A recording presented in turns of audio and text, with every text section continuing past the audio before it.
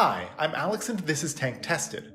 Today I want to share with you a 360-degree rimless cube aquarium. Now, what that means is that you can walk all the way around the tank and look in through all 4 side panels. It's an awesome tank, and it's in Aquarium Zen, an incredible aquarium shop in Seattle, Washington. In fact, the tank you're about to see inspired me so much that I think it's fundamentally going to change some of what you see on Tank Tested. At the end of this video, I have a couple of questions that are directly inspired by the tank you're about to see. So stay tuned for that because it'll help inform what happens on this channel. I hope you enjoy Aquarium Zen and the tour of this awesome aquarium. I'm Stephen Waldron, owner of Aquarium Zen in Seattle, Washington. I've been an aquarium hobbyist since I was probably 8 years old or so that goes back quite a ways. And I'd say about 12 years ago, I got more interested in the planted aquarium hobby. The planted aquarium offered the potential to really express myself creatively, as an art form. This is Aquarium Zen, Seattle, Washington. We're located at 920 Northeast 64th Street in the Roosevelt neighborhood. The idea of my shop was to create a little oasis, a tropical atmosphere. So you're getting away from the urban grind, from the concrete jungle. When people first walk in, I think they're immediately taken in by the vibe of the place. I named it Aquarium Zen, so I didn't want the store to be too cluttered. I want a feeling like you would have in a natural environment. And you'll wind your way through the shop, wandering from tank to tank and making the discoveries of the beauty of each aquarium, its occupants, the fish, the plants. Each display is designed with a different educational theme.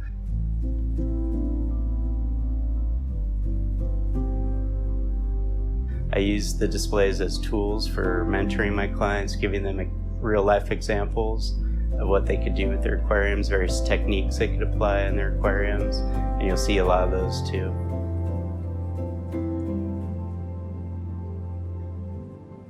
All the aquariums in the store are rimless glass aquariums, so we really wanted to feature the beauty of the rimless tank.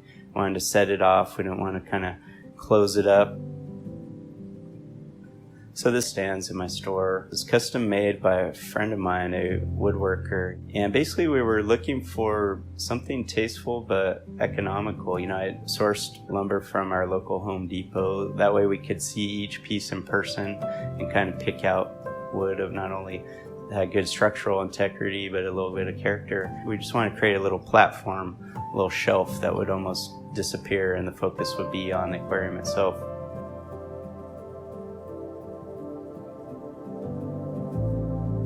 I was looking for a center focal point in the room that would draw people from all angles of the shop, and it could kind of act as almost like a beacon, a sentinel. As soon as you walk up the stairs, you're going to see that tank. It's a 60-gallon, 24-inch rimless cube tank. I also want it to be fairly simple in the kind of technology it represented. Fundamentally, it's a low-light, low-tech system. There's some simple ferns, and that's about it. So it doesn't require carbon dioxide, nothing fancy. And so it's, again, one of those pieces in the store where I can show someone, this is a beautiful tank, but it's also something very accessible.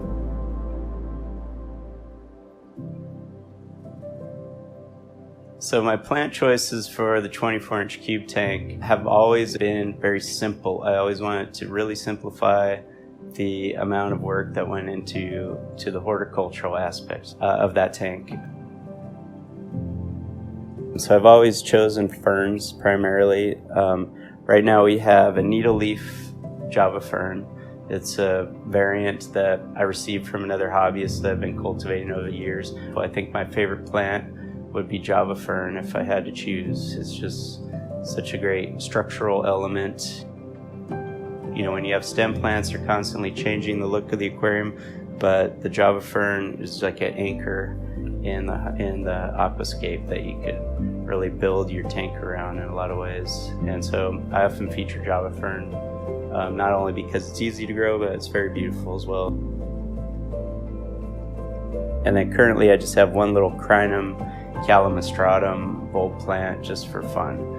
I find those make an interesting statement with their crinkly leaves, long wavy, like tentacle like leaves, and that's about it. We do get algae growing in the tank mostly because it's not a carbon dioxide injected aquarium, and we don't have a lot of fast growing plant material. They're all slow growing plants, so they have a tendency to collect algae.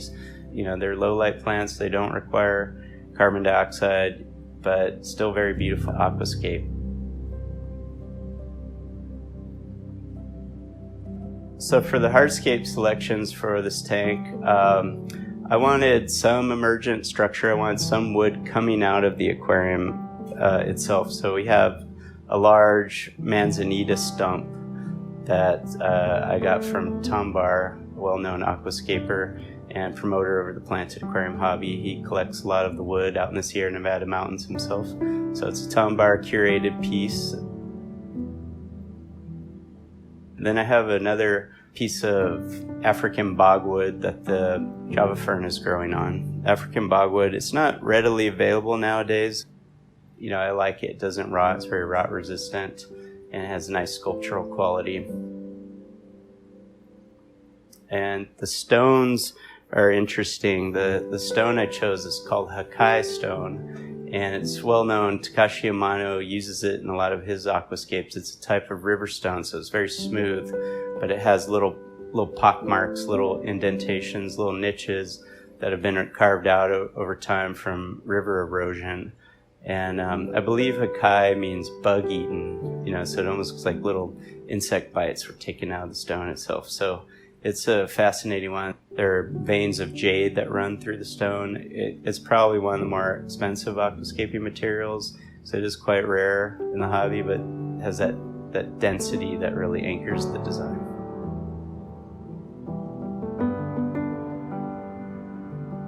The substrate I chose for the cube tank is the cosmetic sand that ADA uses called La Plata sand. It's a bright white sand, but it has a little more natural feel than your typical white pool filter sand or something. It's not uniformly white. It has a little bit of beige or brownish tones to it, so it has more of a somber quality that I like. The 24-inch cube tank has been running for 6 years now, and it's been very easy to manage. We're using a Eheim canister filter. I believe that's Eheim Classic 350. I'm a big fan of the Eheim's Classic series. They're very basic, very quiet, very durable, long-lasting aquarium filters. My longest running Eheim is like 25 years old now. So they really do a great job. We perform 30% water changes once a week. And, you know, besides cleaning the glass, that's about it. You know, with a lot of aquascapes, when you're using a soil-based substrate, your soil needs to be changed, you know, every few years. So that one's sand-based. It's fairly shallow. So about 4 times a year, what I'll do is turn off the filters, run my fingers through the substrate, loosen all the detritus and debris, let it settle down, and then just siphon it off. So it's fairly easy maintenance. I don't go in there and gravel vacuum every week, for example. I let the bacteria do a lot of the work. So the lights I'm using for the cube tank are the Kessel AW160E Tuna Suns. I really wanted it to exude sort of a magical quality, and with the Kessels you get that shimmery effect, those glimmer lines. The single point source beam, when you break the surface with the filter return, you get the light scattering effect, much like you would find in the shallows of a coral reef. So that was very intentional, using the Kessel light. It creates a light show, and I wanted to always draw people back into that center region of the room.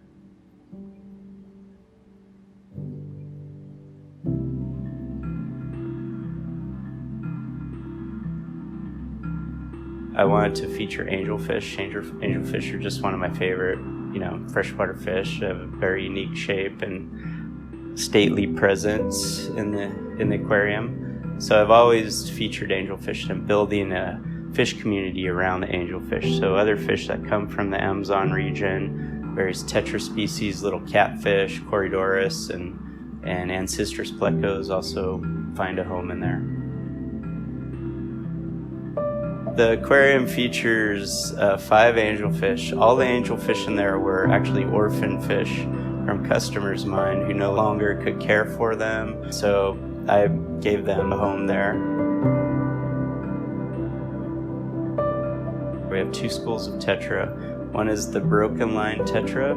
It's an interesting fish. It's a little bit on the rare side. I like to combine sometimes flashy fish like the orange koi angel that's in there, and more subdued fish. So the broken line tetra provides a nice contrast. It's very, it's almost like a gray little tetra that's outlined with a black margin. Very, very subtle, but kind of interesting. It's not something you see every day. The other tetra in the aquarium is what's called the orange lemon tetra.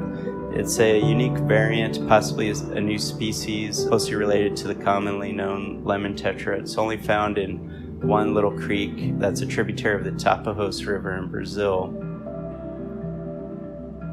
They spawn readily in a heavily planted aquarium. I've had that colony for a few years now. About half the tetras in that school were actually born and raised in another planted aquarium where I used to keep them.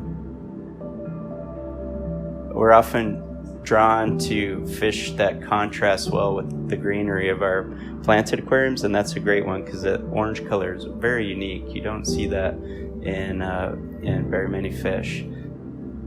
We have some severums that have these really beautiful contrasting banded patterns. So they're just little babies. They're only like 2 inches long. They'll get to the size of a dinner plate at some point. They obviously will outgrow that aquarium at one stage, so we'll have to rehome them eventually. We have a little selection of Corydoras cauda maculatus. It's an interesting species. It's kind of a whitish pale with salt and pepper polka dots and a big blotch on its tail. When building a community aquarium, I often like to select fish from the same ecoregion. This was an Amazon theme, so we've chosen fish that all have co-evolved together. So if you've ever had the fortune of being down the Amazon, you'll see these in little creeks and whatnot. You'll see the same assortment of fish that we see in our aquariums.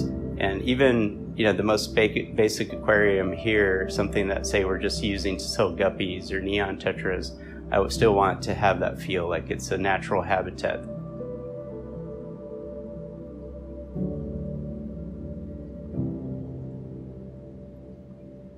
All right, so that was the tank. Thanks so much for sticking around, and I hope you really enjoyed this video. I certainly enjoyed making it. Now, the tank you just watched really inspired me, so much so that I want to do a tank that's kind of similar. And I am.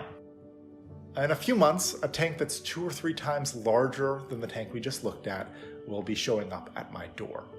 I want to be able to walk around it from multiple angles, and I want to be able to show off something incredible. Now, looking at the tank that I just showed you and jumping off that for inspiration, I'd love to hear from you guys what you think should go in the tank and what kind of hardscape I should start looking for. With a tank that size, I need to start planning now. Now, it'll be several months before you hear about this again, but I really want to get your guys' feedback because this is going to become a major part of this YouTube channel, and I want to make sure you guys are on board. On that note, I really want to thank my Patreon supporters. They are invaluable to making this channel happen. Obviously, I don't live in Seattle, but I was still able to film that incredible aquarium. And without the monthly support of my Patreon supporters, that would be tough to muster. So I want to thank them, and thank you for watching this video. I will see you next time, and I promise it'll be a little bit quicker than the last few months. Stuff has been happening, but behind the scenes, there are videos that are on the docket and almost ready for you guys to watch. Have a great week.